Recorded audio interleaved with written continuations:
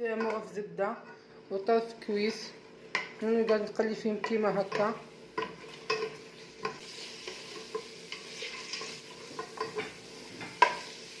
حطيت حبه بصله نقعد نقلي فيها كيما هكا حتى تبدا البصله تبدل اللون تاعها.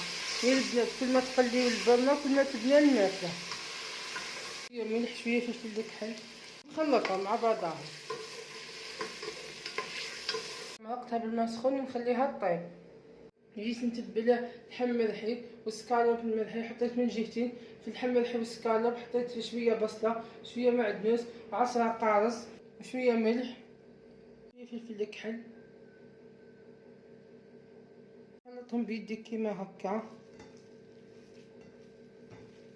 حطيت لها شويه خبز مرحي نقعد نخلط فيها كيما هكا حق ما تتلمبك. وهنا بعد ما خدمت اللحم المرحي دوكا نخدم سكالوب المرحي. زيد نحط له الخبز المرحي ونقعد ندير كيما هكا نخلط فيه.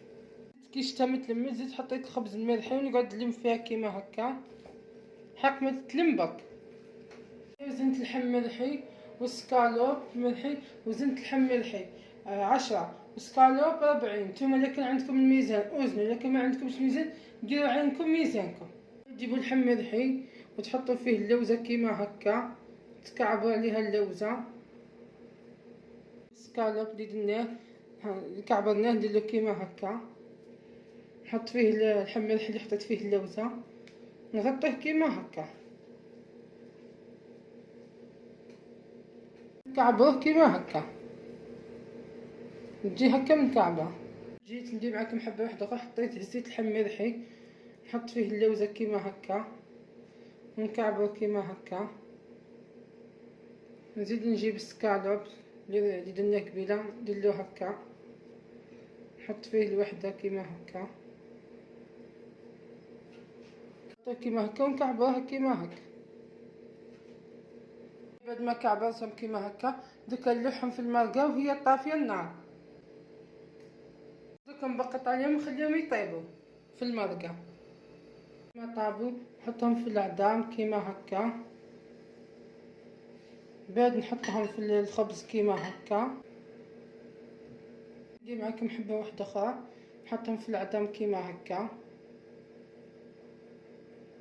بعد نحطهم في الخبز كيما هكا الخبز المرحي. كمل حبات بكل بعد نرجع لكم. نجيبوا الكويس نحطوه في العظام كيما هكا. بعد نحطوه في الخبز.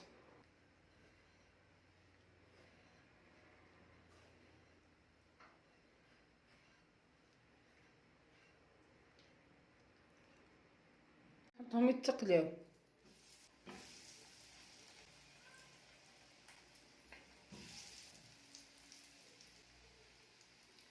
بعد ما تقلاو من جهه قلبت من الجهه الثانيه باش يتقلاو يجيو هكا حمر.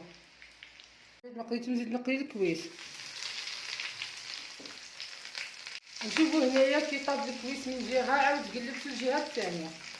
جيت نعقد المرقه حطيت مغرف صغيره نشا وعصره قارص وشويه مرقه. نطفي المرقه ونخليها تدفى نحط العقده نحركها. وهنا كي هزت الغليه نحط الوحيد تاعي.